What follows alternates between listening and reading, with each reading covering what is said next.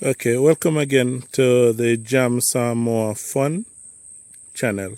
Okay, now I Jeremy this. See? Alright, so what I'm going to talk about today is my journey to Samoa.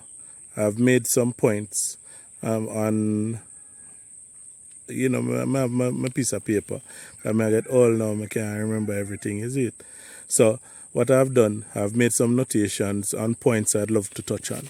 One of the first points, or one of the first questions that was asked of me is, how did I come to Samoa, and how did I know about Samoa?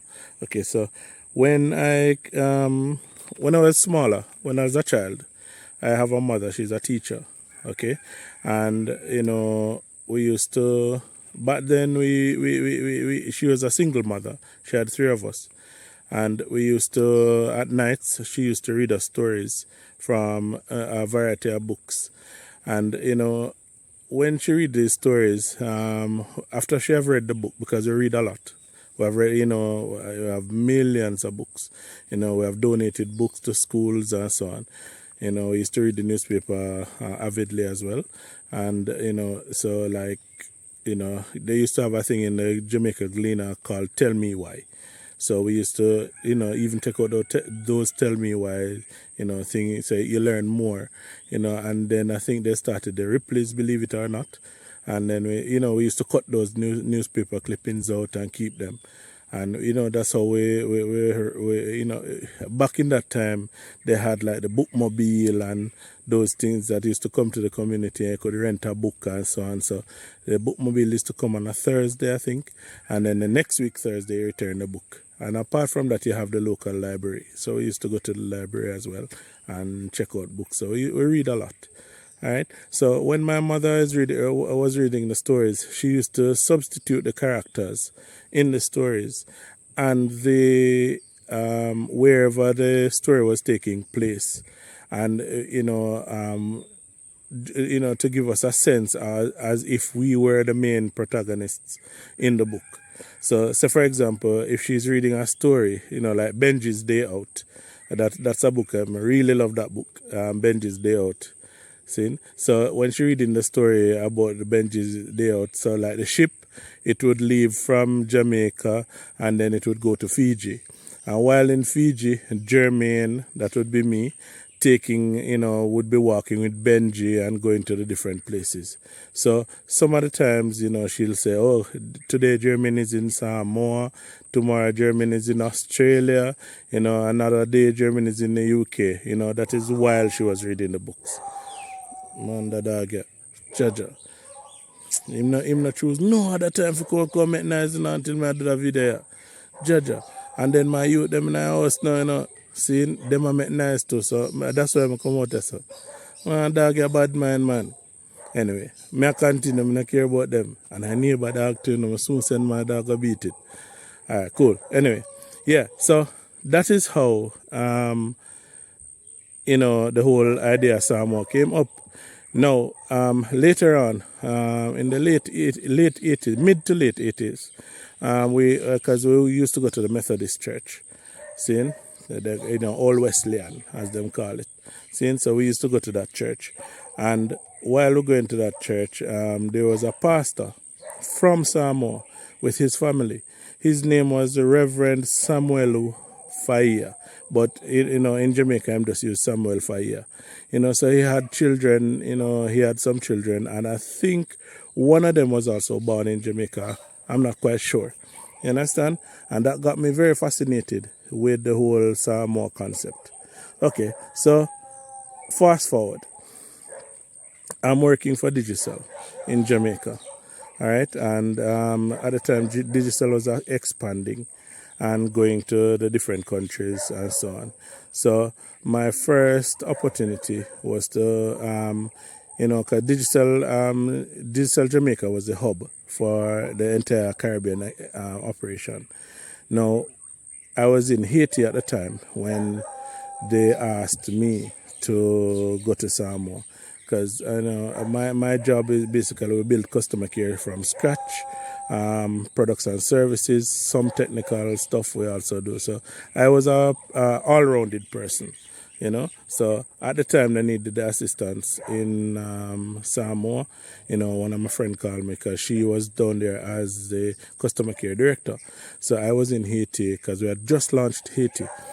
See? So she needed help. So she called me and said, boy, Jermaine, forward, man, because that thing I look away, See? Because me no want to pop down, Because our first big assignment, as a director, she no want to pop down. So she said, yo, Jermaine, forward, man, I can help me. So I said, all right, then I come. So I came to Samoa on the 18th of October, 2006. All right. So launch day was the 1st of November, 2006. When I came, we were able to build out the customer care, get everything up and running, and be ready for launch. All right. After that, I went back to Haiti for the Christmas. They were there asking me to come over because the Pacific needed assistance and so on. So, me a man, I don't move without my money, That me I tell you straight. See? Me a man, because at that time, I have 3 children. All right? And I can't go supermarket and go tell them about how my career will pay for this and this. I have to carry money. So, them never talk good with the money. Some I tell them, say, yo, you hear me? Can't afford for them money there now. Overtime money that you not pay, man. So, eventually, them agree for pay me something me feel comfortable with. You understand? So, I came. And when I come, I launch Samoa, and then we did the entire Pacific. So countries like Papua New Guinea, Vanuatu, Tonga, Nauru, Fiji, and so on. So, that's how. So when I came to Samoa now, I meet a girl, see? And the girl proper, you understand, brown in a long hair, and, man feel nice. See? Yeah, all of my ex them, please do not kill me. Especially the one them during that time. There. See? Yeah, not kill me, because I don't know the thing set. So, I day over here for a particular period of time. So, that's how the thing go. Because he's a man where just a traveler, you're alone and everything. I live out a carry-on suitcase. See? And he dep on plane every minute. Every minute he dep on the plane because it's a regional job. All right. So me find a young lady and me and she apart and then she was working with the company as well, and then we started to move around in the Pacific and so on. Now in 2009, my mom got sick. She had a stroke, and when she had the stroke, I went to Jamaica and basically spent 8 weeks with her. During that particular time to, deal with her thing, make sure she's okay and everything. Thank God after she had the stroke, everything worked out and she was back to normal. All right. So she was back to normal. I came back to work. So say I came back to work today, I think about it another night. And then the next day, I resign. Because my mother important to me. All right. My mother very important to me. And at the time, from a business perspective, there were some things that I wasn't happy with. And, I look at it and I say, boy, my mother could have dead. And me, they're tramposi all over the world and thing. And to me, my favorite person that in the world, my mother. See?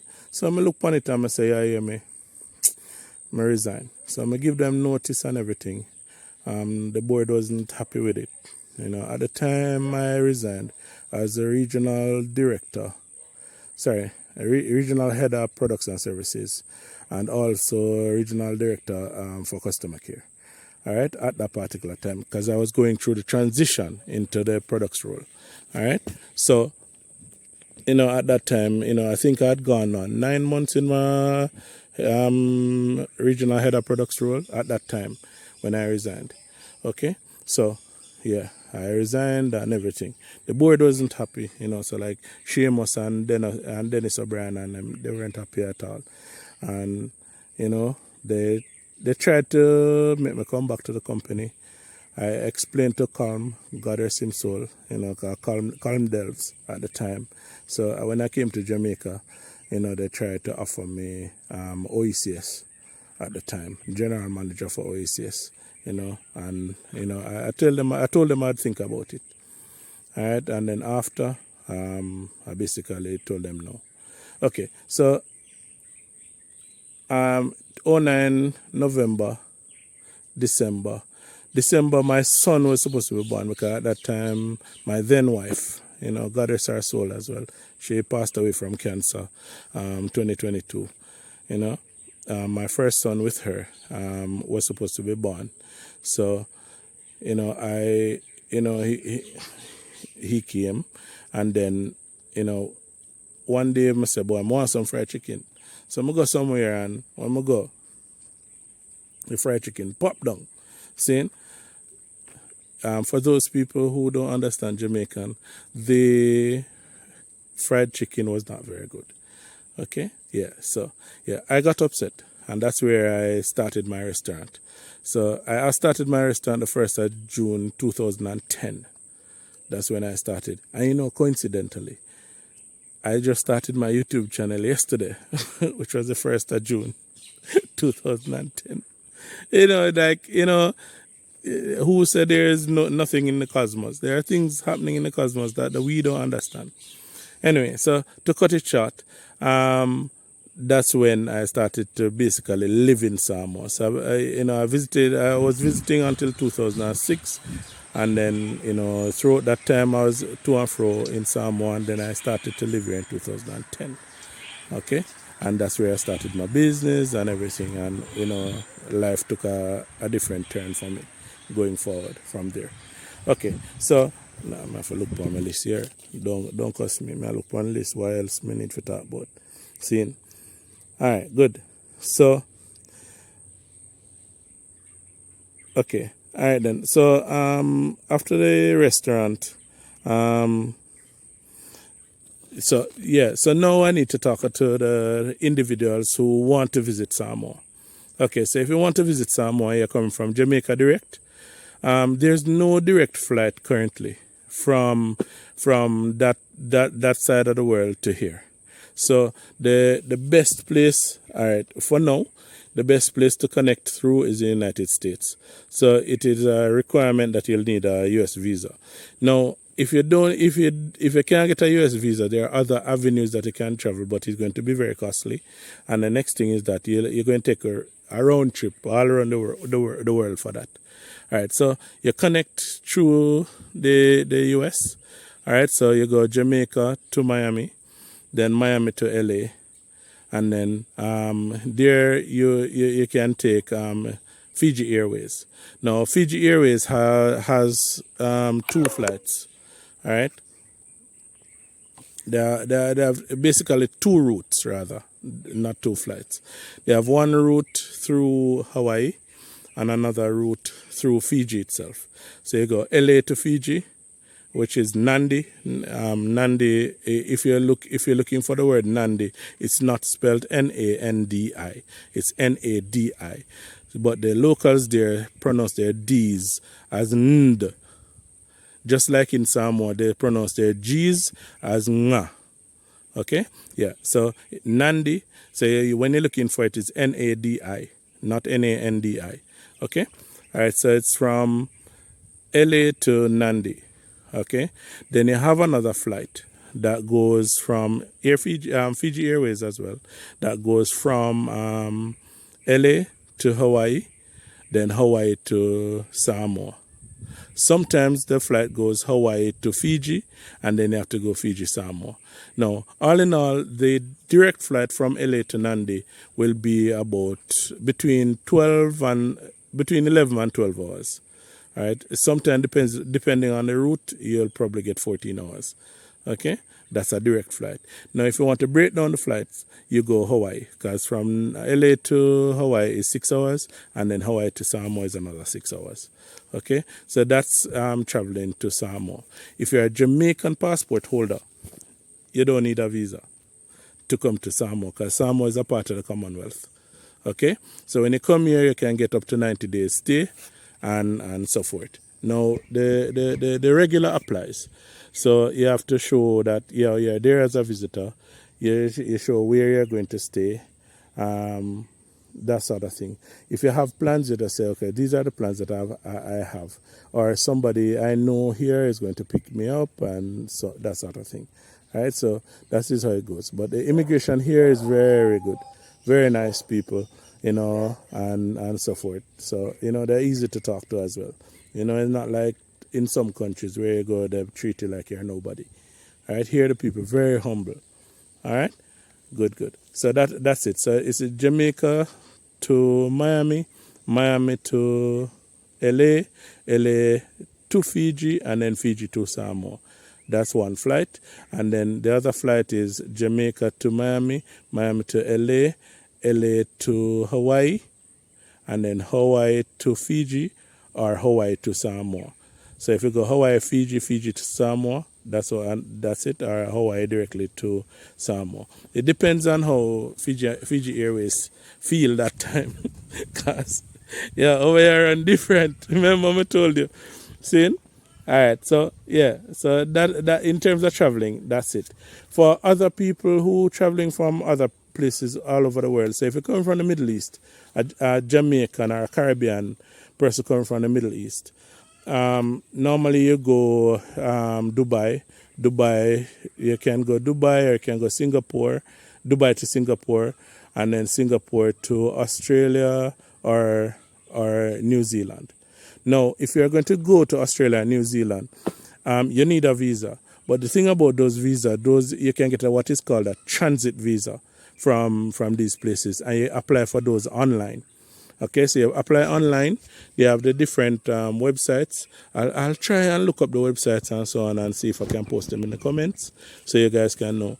All right, so you can go in essence, and even if you're coming from the UK as well or from Europe, you go to, because you don't normally, I don't see them having any more direct flights from Europe to here. So you normally go Dubai, Abu Dhabi, or you go Singapore, and then you connect from Singapore to Australia or to Auckland, New Zealand.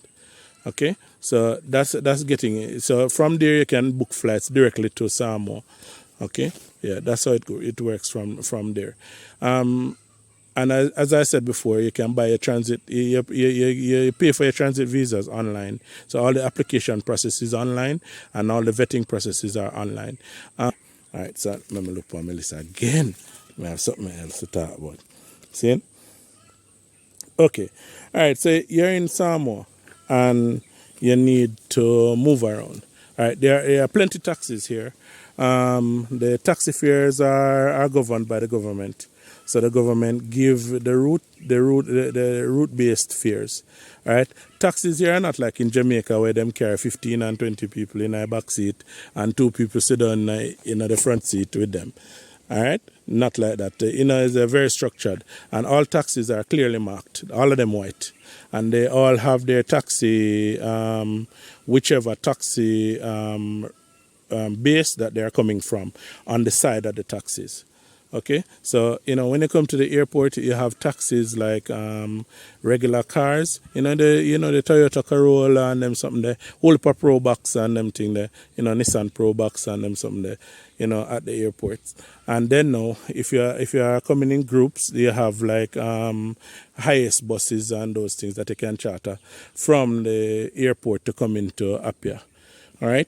Now, coming into Apia from the airport is about 45 minutes drive, or between 30 and 45 minutes drive, depending on how the driver drives. Because here the speed limit is 56 kilometers per hour. All right. That is 32 miles per hour. Yeah, that's the speed limit here. So a lot of people adhere to the speed limit. The government has just they're now finishing the highway that is from northeast to northwest, and the airport is to the northwest. So that road is almost finished now. So as we call it in Jamaica, Baba Green. Yeah, so the road proper.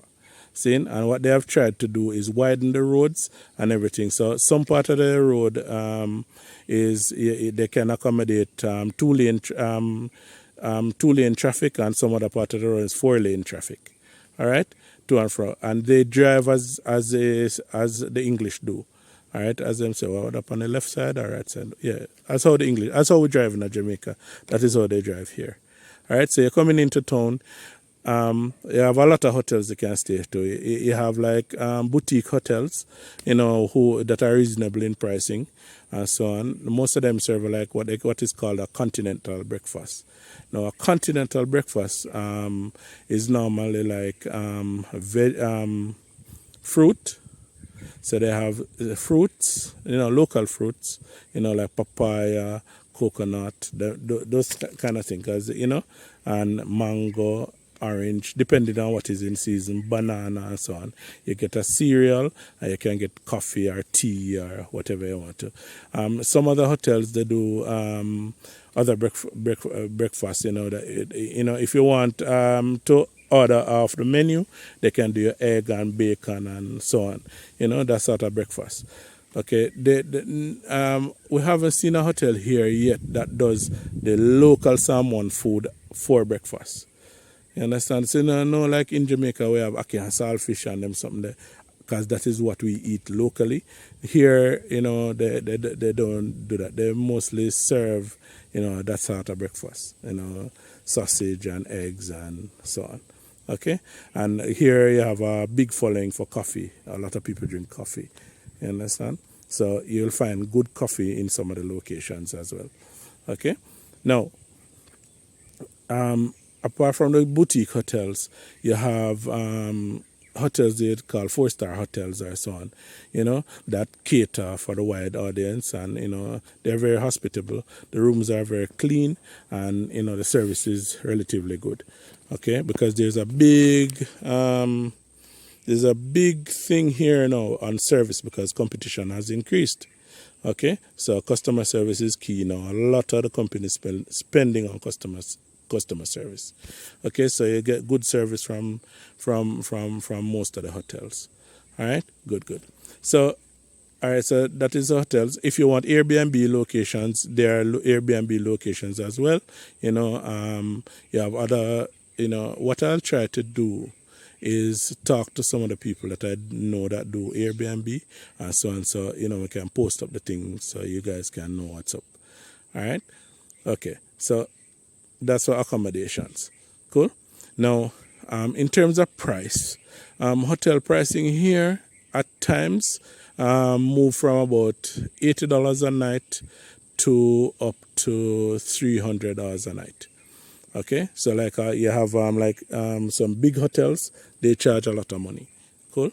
So yeah, seeing some mosquito there beat me star, seeing because rain just done fall, and I have a lot of foliage in my area. Seeing, so yeah, anytime you see me look down here, mosquito beat me, something hold me beating.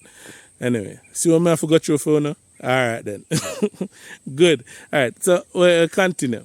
Seeing, so apart from the hotels, seeing. And so on. As I said, you have the Airbnbs you can stay. You have long-term rentals and you have short-term rentals. All right. So there are people who do long-term rentals because you have a lot of expats here as well. A lot of expats work with the UNDP. You have SPREP.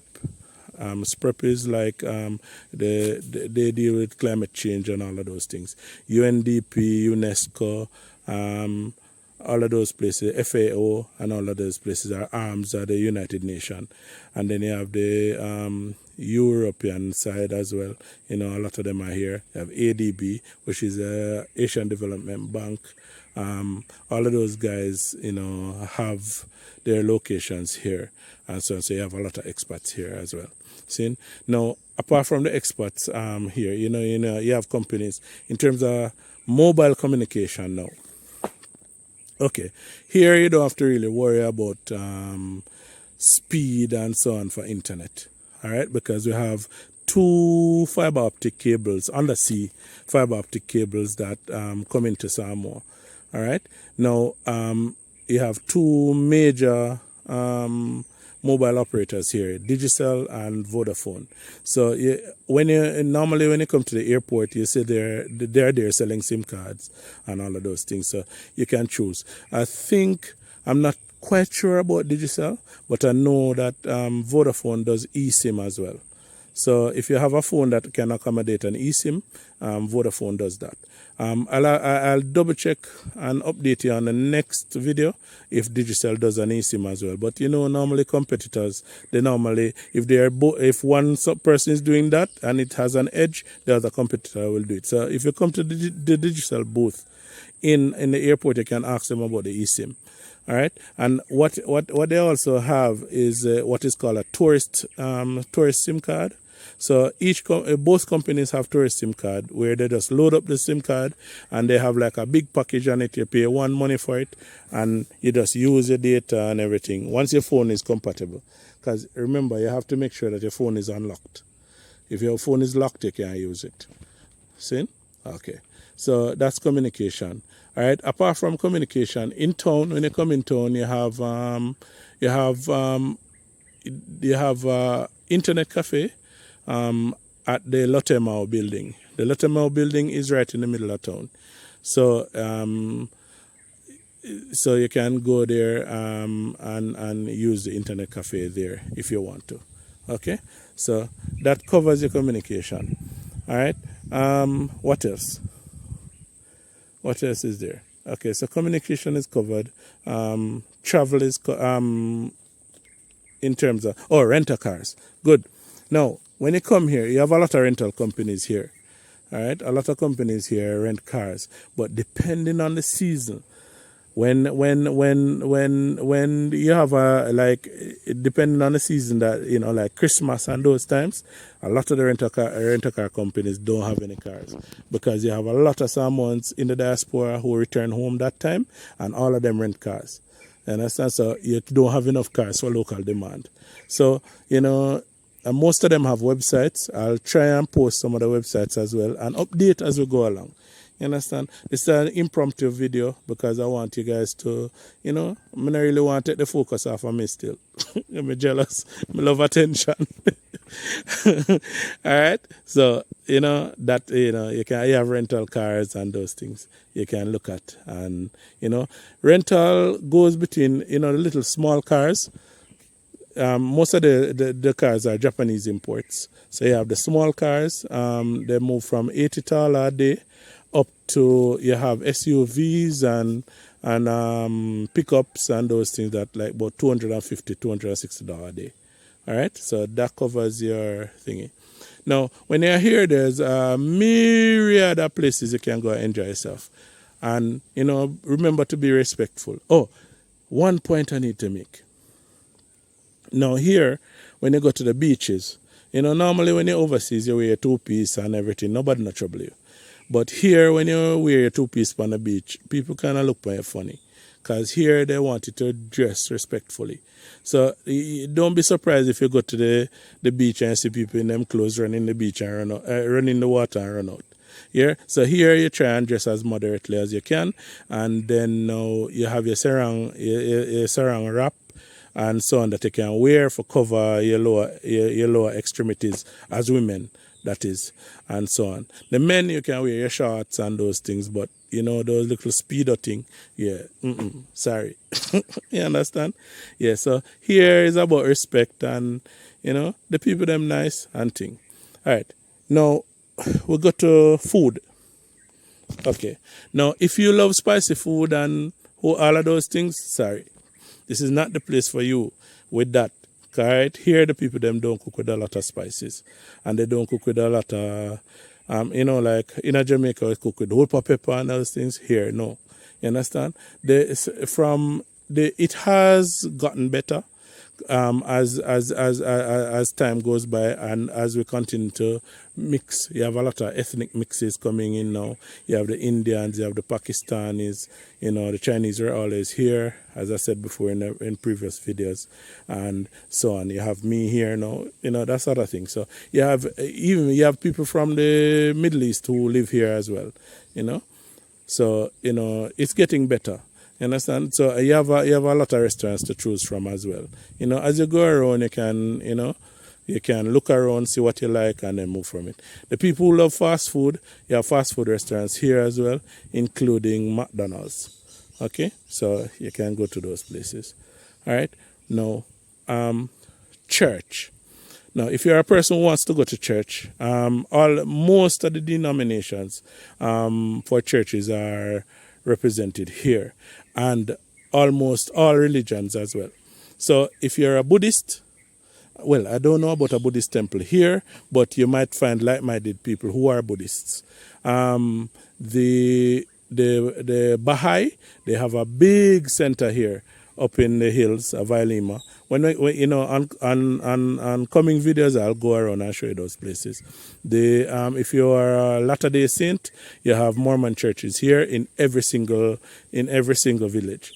All right. The same thing if you are a Presbyterian. Presbyterian is heavily represented here. You know, that's a church. They call it the Church of Grand Cayman. That Presbyterian. They're called Efakasa here. All right. The Methodist as well is represented. Baptist and so on. There's even a small synagogue for Muslims. What they call them, synagogue or temples? Yeah. Whatever, you know, there's a meeting house for Muslims as well. If you are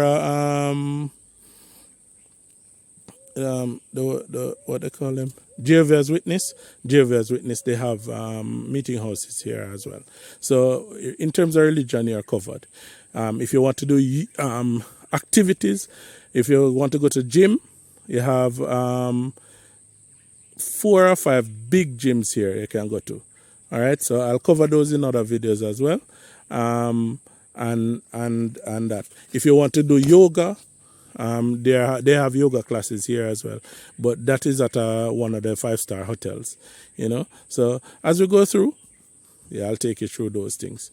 All right, so thank you again. I don't want to done on a credit or done on a data, so I'll wrap this one up, and then I'll just like, subscribe, and share the video. All right, so more people can come on and so on. All right, so that I begging part of the video here. So I beg enough to make the thing grow up, so at least I can make a thing. See, because Samoa is not in the country. It's one of the countries that YouTube not really pay. See, so I have to work out a thing and see how I can collect some money, because that thing is tedious. I never didn't know so it's hard. This morning I have to wake up and run up and down and look for video, brethren. And got video all kind of place and so on. So, I don't know the thing go. So that's where I with your boy, man. See? I'm my name Jerem's dog, man. See? Jeremy and this. See? Take care of yourself until the next video. Alright? Good.